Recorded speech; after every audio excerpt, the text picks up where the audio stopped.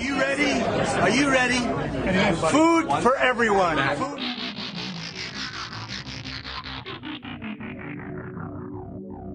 Hello and welcome to What the F*** Just Happened Today, your essential guide to the daily shock and awe in national politics. I'm Joe Amditis. Let's get to it. It's Tuesday, June 13th, 2023. Welcome to day 875. Donald Trump surrendered to authorities and pleaded not guilty to 37 felony charges that he mishandled top-secret classified information and obstructed justice after leaving the White House. Trump faces 31 counts of willful retention of national security records, 1 count of conspiracy to obstruct justice, 1 count of withholding a document, 1 count of corruptly concealing a document, 1 count of concealing a document in a federal investigation, 1 count of scheme to conceal, and 1 count of false statements and representations. In the 49-page indictment, federal prosecutors alleged that Trump had documents with details on defense and weapons capabilities of both the United States and foreign countries, United States nuclear programs, potential vulnerabilities of the United States and its allies to military attack, and plans for possible retaliation in response to a foreign attack.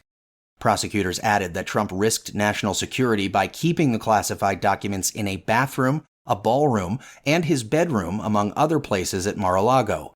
Still, Trump's lawyer said at the arraignment that we most certainly enter a plea of not guilty.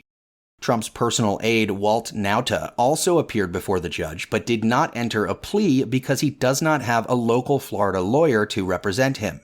Both Trump and Nauta were released with no travel restrictions, and they were not required to surrender their passports.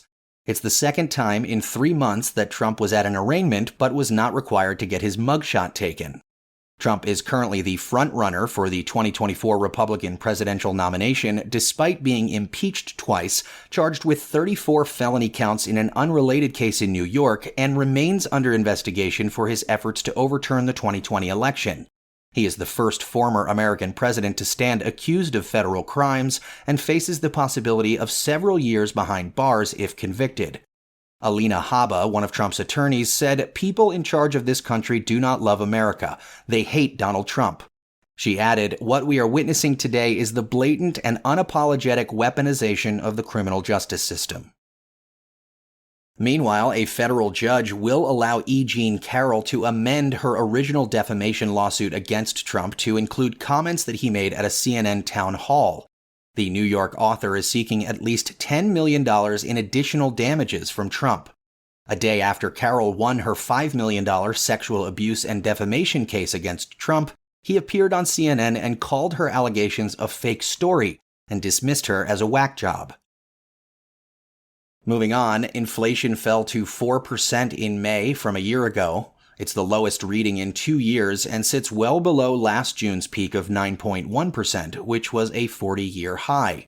While inflation remains well above the Federal Reserve's 2% target, the Consumer Price Index reading puts the central bank on track to skip a rate increase on Wednesday after 10 consecutive hikes.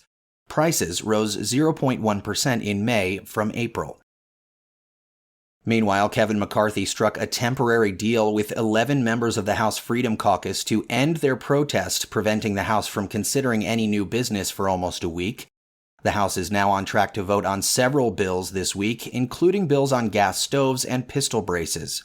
Multiple members leaving McCarthy's office said the conservative Freedom Caucus agreed to end the blockade while they continue discussions about deeper spending cuts. Matt Gaetz added that the power-sharing agreement that McCarthy negotiated with conservatives in order to win the Speaker's gavel in January must be renegotiated. And finally, summer wildfires in California increased about fivefold from 1971 to 2021. Peer-reviewed research published in the Proceedings of the National Academy of Sciences found that human-caused climate change is responsible for almost all of the increase in California's wildfires over the last 50 years. The areas that were burned grew by 172% more than it would have without human-caused climate change. The 10 largest wildfires in California have all happened in the last 2 decades, 5 of which occurred in 2020 alone and 8 of which occurred after 2017. Scientists estimate that the area burned in an average California summer could rise as much as 50% by the year 2050. That's all for now. You can find the links and sources for all of these stories on the main website. And as always, visit whatthefjusthappenedtoday.com for the latest news and headlines. Until next time, I'm Joe Amditis.